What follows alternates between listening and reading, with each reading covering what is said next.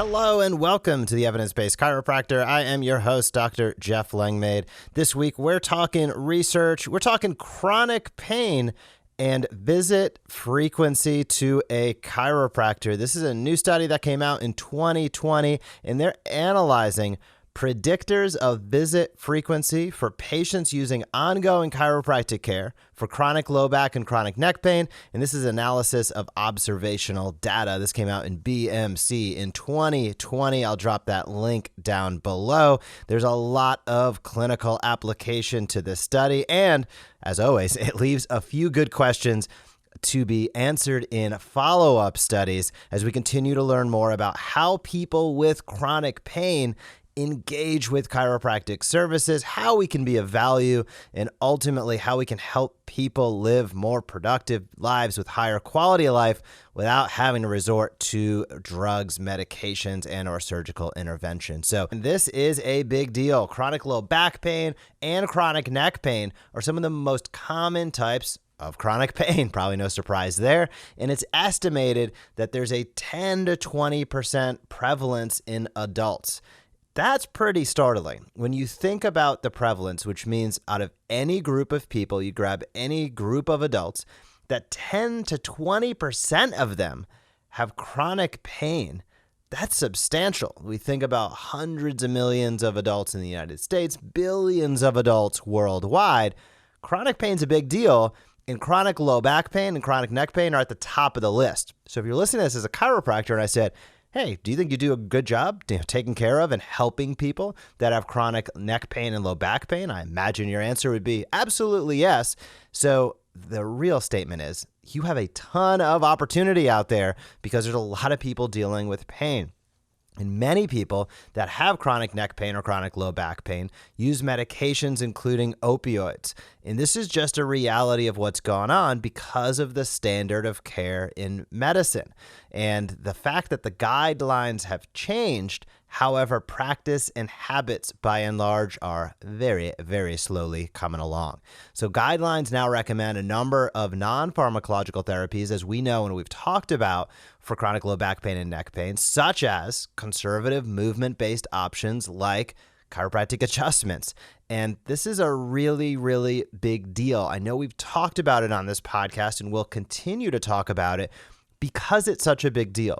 Guidelines 10 or 20 years ago just weren't that way. If I think back to when my great-grandfather practiced in the 1920s, I mean, forget about it. Chiropractors were literally at that point still being jailed for practicing chiropractic. So the fact that now major healthcare organizations and guidelines recommend exactly what we do is important. And the fact that there's a lot of people struggling. This isn't something where we're recommended for this super niche item that applies to, less than 5,000 people in the whole United States. And it's like, gosh, that's a small segment of the population.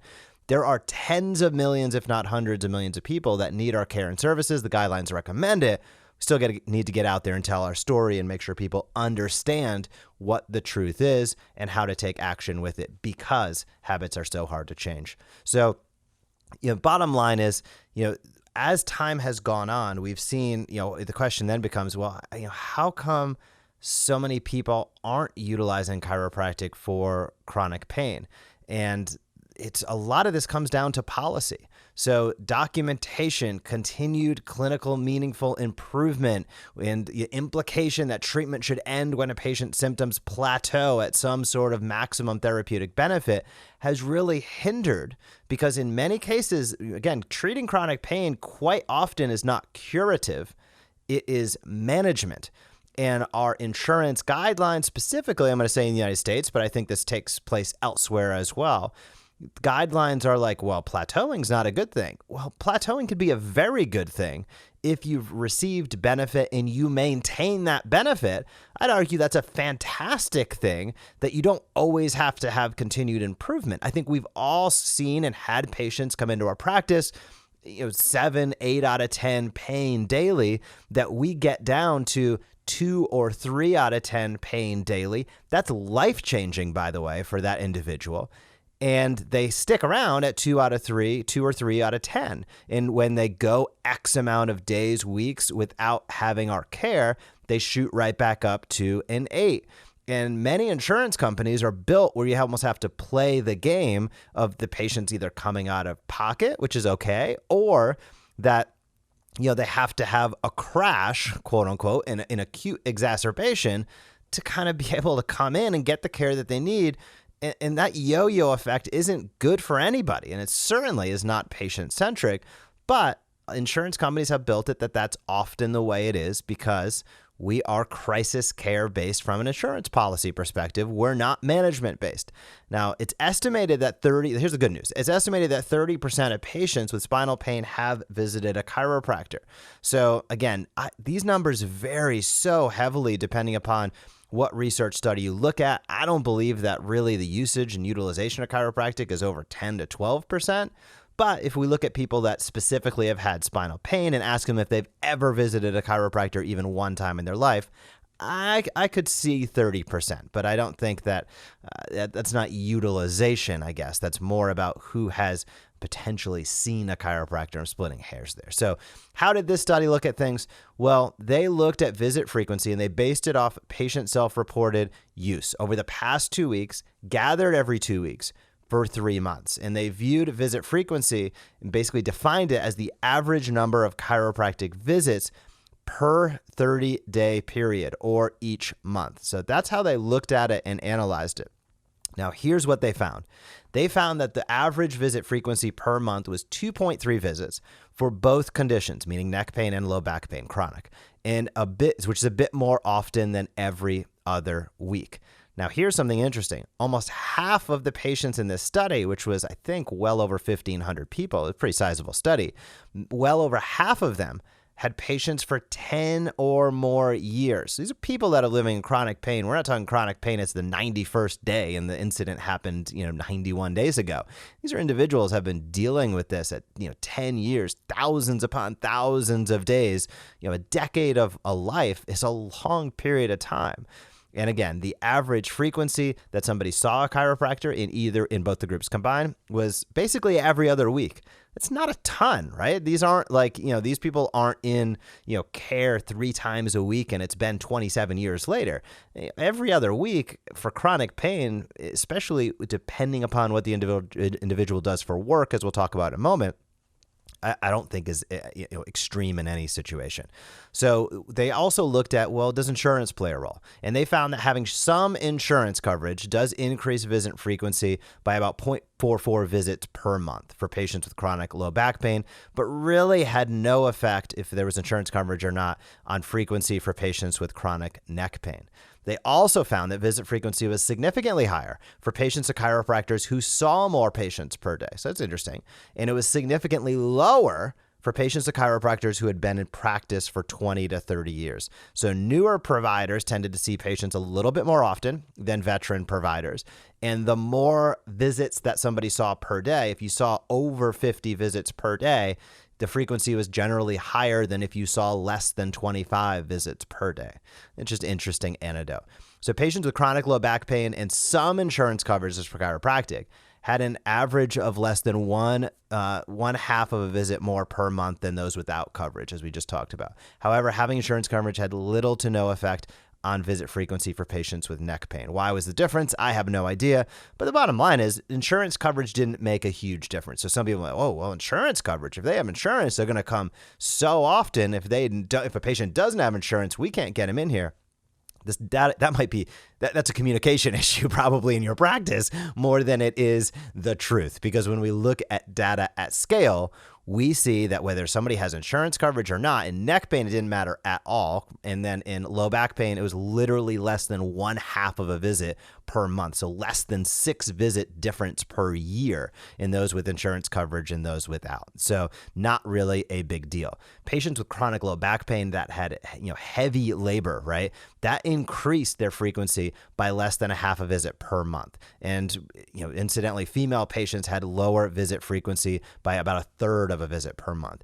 So all of this is sort of incremental is what I'm getting at. In none of these classifications did they have heavy labor for activities. Were they male or female? Did they have insurance coverage? Were they seeing a new provider or a veteran provider? None of this really, how many patients per day did these providers see? none of this really swung things dramatically. Now, if you're looking at big data and you're an insurance company, half a visit per month extrapolated over 50,000 chiropractors, that's what makes insurance companies apprehensive and scared, because they're just looking at the bottom line and they're profit-producing companies. But when we look at it in terms of individual clinical practice, it's not much of a difference, like less than half a visit. Almost all these factors were less than half of a visit per month difference. So every other week was about the average. Now, one thing I thought this study brought up that was it's just a bizarre statement in my opinion, but they quote, "There has been concern amongst payers and providers that patients' use of ongoing care was not based on medical necessity or need, but on clinician dependence or coercion, including through lowered patient self-efficacy or heightened patient fear." Now, that statement, I take exception to it. I think it's pretty outrageous, to be honest with you, especially when we look at what's going on in the medical realm. If we want to talk about dependence, and we talk about getting 3 cortisone injections per year that destroys the joints, if we want to talk about dependence, aka medication, I mean, there is addiction levels that are outrageous. You want to talk about dependence, that's where you need to look. Now, this study also found basically that there is no proof of any of this. So why you would put that in this study, even having that statement, is beyond me. But hey, I thought it was worth bringing up on this podcast just so you know exactly what's going on. And the final piece of the puzzle, or second to last piece of the puzzle, I guess I should say, is that they did compare primary care visits to chiropractic visits. And they found that the average number of chiropractic visits per year for somebody with chronic neck or back pain was 6.7. So, and they found that the same numbers for medical were around 2 visits per year. Now, this is an apples to oranges comparison, of course, because chiropractic care is, in general, hands-on care that's delivered to manage, and medical care is scripting, that is referral. And so there's a big difference here. I think it's important to note, people saw chiropractors more, no kidding, just as they would see physical therapists more than they would see a surgeon. So I don't think there's a take-home message, but just something to keep aware of. Now, the conclusions that I think with this study were NIH Medline Plus, a publication of the National Institutes of Health, has said, quote, "Chronic pain usually cannot be cured, but it can be managed." And that's so true. So we've seen several non-pharmacological therapies being recommended for chronic spinal pain. And these therapies, as this study proves, can be used on a long-term basis by patients for pain management. And I think that's the most important point here, is for patients that have struggled and or are suffering with chronic pain. If you get in there and have just realistic conversations with them about these are items that will be managed, probably not cured. And that's the same in many instances, whether they're thinking about having injections, taking medications, or having surgical intervention. Quite often, this is about management, not cure. And the bottom line is, when you look at that, you say, okay, well, what's going to get me the best, if I look at the cost-benefit analysis, or if I look at the risk-reward analysis, what's going to get me the best opportunity to get the best results with the least amount of downside? Chiropractic care comes out head and shoulders above everything else, in my opinion. So get out there and have those conversations with your patients. Set those expectations. Let them know that, hey, I might be seeing you every other week for a while. You have a heavy labor job. You've been in chronic pain for 5 to 10 years. And then base your recommendations on their goals and your findings. That's really the crux of what we're talking about here. And I think that's the take-home message for you as a chiropractor. And bottom line is, we can take care of and help a lot of people with chronic pain, but we need to be better at our communication. We need to be more accurate with our storytelling, and we need to let people know agreements and expectations. Let them know what is going to happen, how you can help them, and what you're looking for in terms of success. The more clear you are with that, the better off your practice will be, the more referrals you'll get in, and the more patients you'll be able to help, which is what it's all about.